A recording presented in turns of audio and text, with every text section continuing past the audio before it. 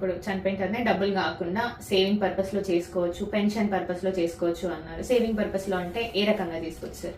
Right. Saving purpose అంటే ఏంటంటే ఇప్పుడు మనం ఏదైతే డబ్బు సంపాదిస్తున్నామో మనకి మనీ చాలట్లేదు అని చాలా రకాల సర్వేలు చెప్తున్నాయి. మీరు ఎవరిని అడిగినా కూడా ఎంత వస్తున్నా ఎవ్రీ మంత్ వచ్చే సాలరీ సరిపోవట్లేదు, బిజినెస్ చేస్తే వచ్చే ఆదాయం సరిపోవట్లేదు. సో మన దగ్గర సేవింగ్ పాలసీ తీసుకుంటే ఏంటంటే మీకు ఎవ్రీ మంత్ పేమెంట్ చేసిన వెంటనే ఎవ్రీ మంత్ నుంచి మీకు లైఫ్ టైం వరకు ఇన్కమ్ అనేది మీకు వస్తుంది. ఇది సెకండ్ ఇన్కమ్ లా యూజ్ అవుతుంది. ఏదన్నా ఇన్సిడెంట్ జరిగితే కూడా మీ కుటుంబానికి కూడా పెద్ద ఎత్తున మనీ వస్తుంది. సో మీరు ఎలాంటి టైం గానీ ఎలాంటి శ్రమ గానీ పెట్టకుండా ఇక్కడ మీకు రెండో ఆదాయం అనేది మీకు జనరేట్ అయ్యి మీ ఫ్యామిలీకి అనేది యూస్ఫుల్ అవుతుంది.